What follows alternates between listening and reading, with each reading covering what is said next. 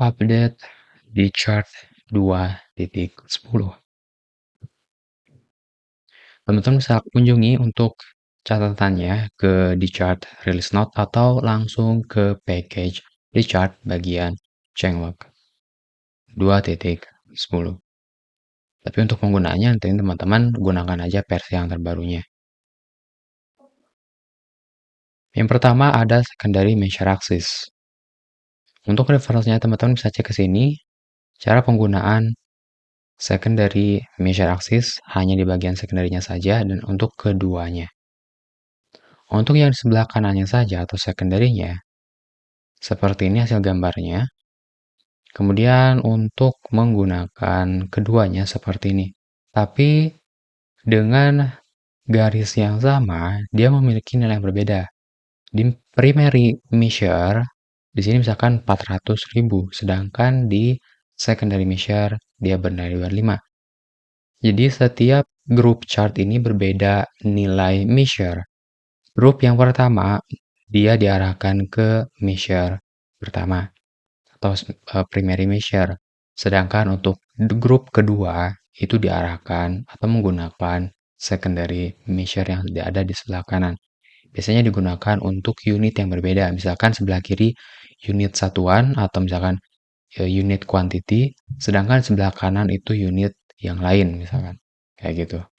Tapi kalau unitnya sama rata, misalkan per kilogram, per tons, per bla bla bla, ya teman-teman bisa gunakan hanya salah satu, entah itu primary measure saja atau secondary measure saja.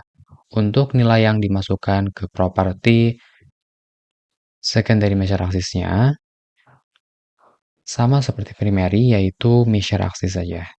Untuk pengaturannya sama aja. Bedanya di sini di implementasi propertinya. Yang kedua ada track chart. Untuk bagian track chart di sini, yang pertama ada perubahan di bagian config render point, yaitu ada penambahan properti show comparison point defaultnya false dan comparison symbol render tipenya adalah rectangle. Kemudian ada tambahan baru di bagian data model yang biasanya itu ada domain dan measure, sekarang ada tambahan lower bound dan upper bound untuk masing-masing domain dan measure. Seperti itu. Oke, untuk sampelnya, teman-teman bisa cek ke bagian yang sampel. Untuk yang bagian scatter plot. Nah, di sini ada bagian kayak garis. Nah, ini disebut dengan track-nya. Jadi, di sini adalah scatter plot yang titik-titik. Nah, di sini ada garisnya. Dan garisnya ini adalah track chart yang ini. Yang barusan di release note. Nah, ini.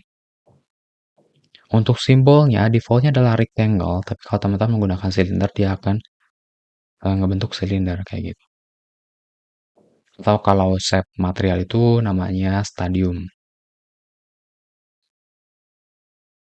Dan ini tambahannya selain domain measure ada domain, upper bound, dan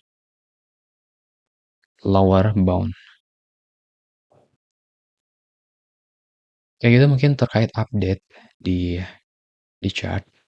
Sampai ketemu di next video.